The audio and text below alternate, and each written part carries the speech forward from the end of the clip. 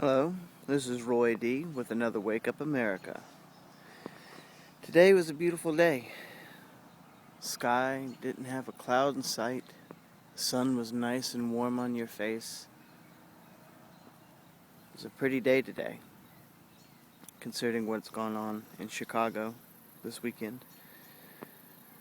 Also today was the Ring of Fire, the eclipse of the sun that is rarely seen except in a few parts of the world.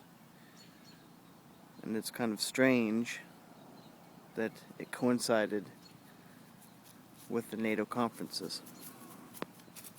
I don't think that meant that there was some stellar plot to have the same event happen on the same day as the NATO. But it's a little foreboding. It has gotten me in a very contemplative mood about the direction of this government, the direction of our country, actually. And it makes me wonder where we're going to go from here. It seems like more and more violence is occurring, police brutality, more unconstitutional laws are put into effect every day.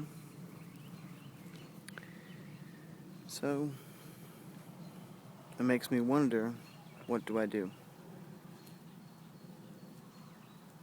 What do you do for your own family? And I think it is very wise to start preparing. And I don't say that to be upsetting or to use scare tactics, but I think that everybody should prepare in the best way that they can. And there's a lot of good material out there on the internet, a lot of good books that are written on prepping. Sorry, I'm outside with my dog, so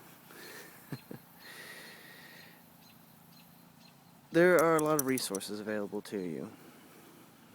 One that I can recommend would be the Survival Podcast by Jack Spirko. And for a political outlook on things, I would recommend badquaker.com with Ben Stone. Both are good resources for information on either front.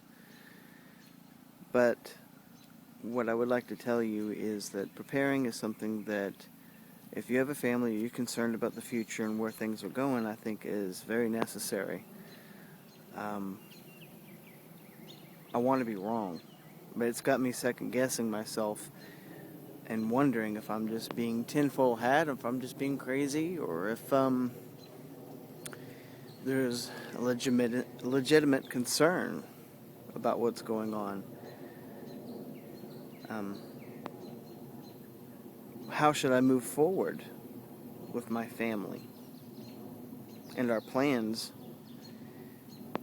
It's scary. And I think it's scaring a lot of Americans too. My plans going forward is, of course, to live my life and not be scared, to not be fearful. But I'm going to move forward with a plan, and I suggest that every American do the same. Become self-sufficient. In as many ways as you can, make yourself not dependent on the government. Be independent. Make yourself disappear from the government map, so to speak. The less that you utilize their resources, the less legitimate they are. Grow your own food, own crops, produce your own things if possible. I know that's not possible for everybody, but in what ways you can do, learn how to survive. Stock up on food, emergency supplies. Now, am I calling for an apocalyptic end of the world 2012 Mayan prophecy type deal? No. No. Not by a long shot. I'm just being a realist and seeing what's happening. And it's very scary.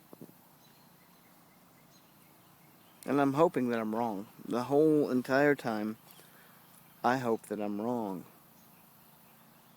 But if I'm right, and you prepare now, and take care of your family, and take steps to make sure that they are safe and that you're safe, if the food supply, for whatever reason, stops, the supply of water stops, if for some reason there's a riot or other civil disturbance in your area, and you're cut off from the necessities of life, that you're able to support your family and yourself. If that occurs, be prepared for that. Now, I won't go in depth because it is such a big topic, and I will leave it to you if you're genuinely interested to research this topic. But, in my opinion, it would be very wise to at least have a year's supply of food for your entire family. Some way to have water, if not produce it yourself, a way to catch it, a way to purify it, and so on. If you can grow things, do it. Find a way to protect yourself, protect your family.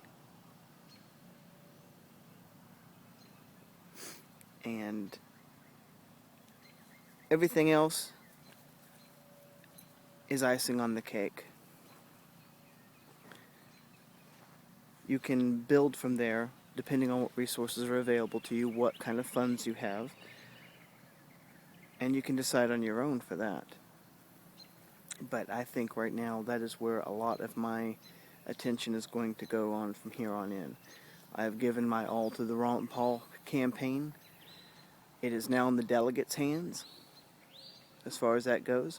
And even if Ron Paul does not become president, if he doesn't even win the nomination, that does not affect my resolve or my standing in this cause for liberty.